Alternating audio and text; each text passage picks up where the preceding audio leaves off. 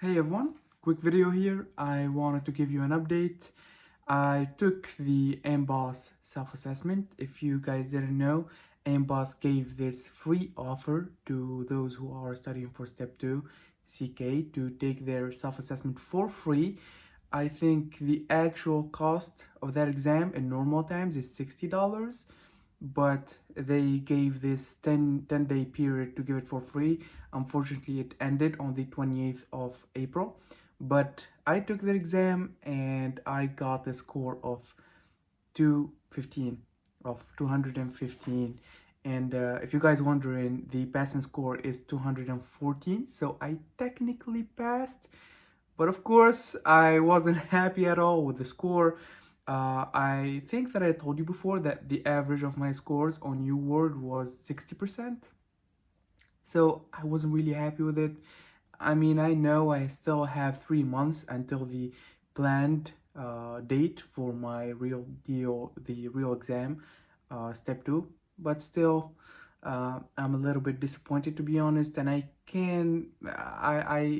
try to analyze why I got this setback in the score, and I could maybe attribute this somewhat bad score to these factors. The first one is the fact that I did the UWord blocks that I was solving since the beginning of this study period in the tutor non-timed mode, which is the mode that doesn't really simulate the exam conditions. And to be honest, I found that mode to be the most helpful for me to keep my stamina and to solve as much questions as I can. But maybe that was a factor to me getting an average score or a bad score in a real deal self-assessment with real conditions similar to the exam, with timed 1 minute and 30 seconds for each question, and non-tutored, which is a big factor because when you do tutored, after each question, you know at least psychologically that you solved that question correctly or badly, and that really help you in the long run when solving 40 questions a block. But when you don't know, that plays a big factor into adding stress while you're solving more and more questions into the block.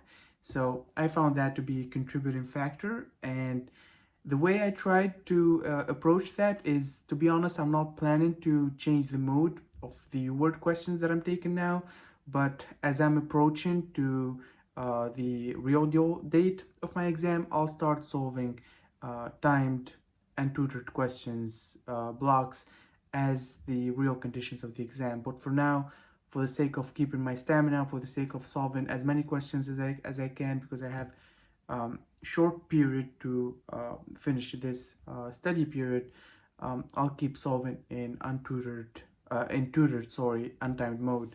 The second factor that I can attribute this bad score to is the conditions that I took the exam in. I am now back in Russia. If you could know, this is my apartment in Russia, and I took my exam in Tunisia.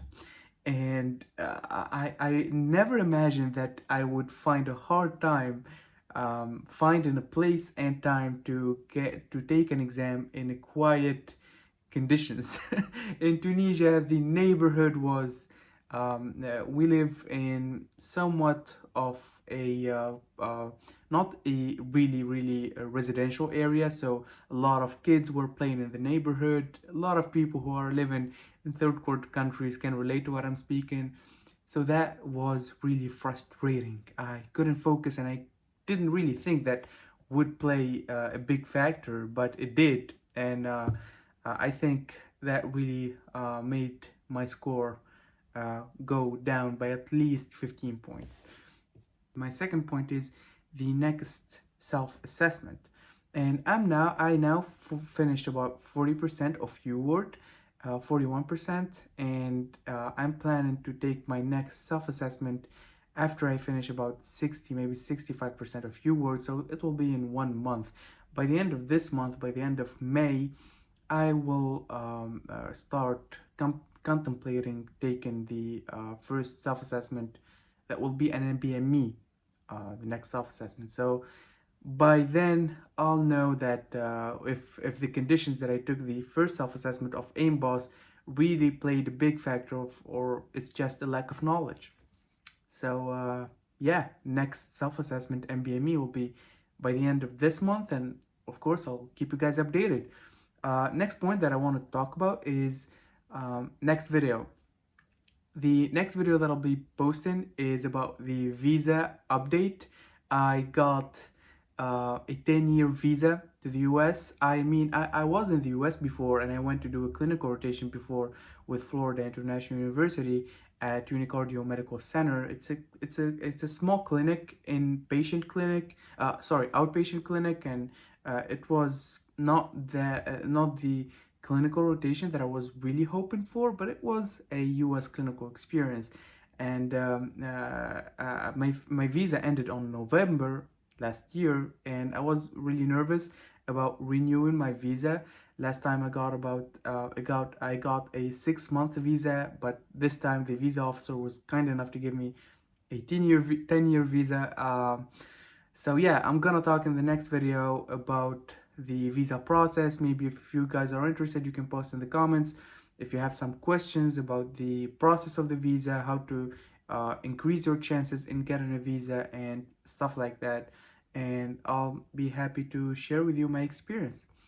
Yeah, and the last point that I wanted to mention here, I want you guys to post your AMBOSS self-assessment score in the comments if you took it. If you didn't, maybe post the other self-assessment scores here in the comments, and yeah, let's share and let's encourage each other. Yeah, thanks guys for watching the video, and bye bye.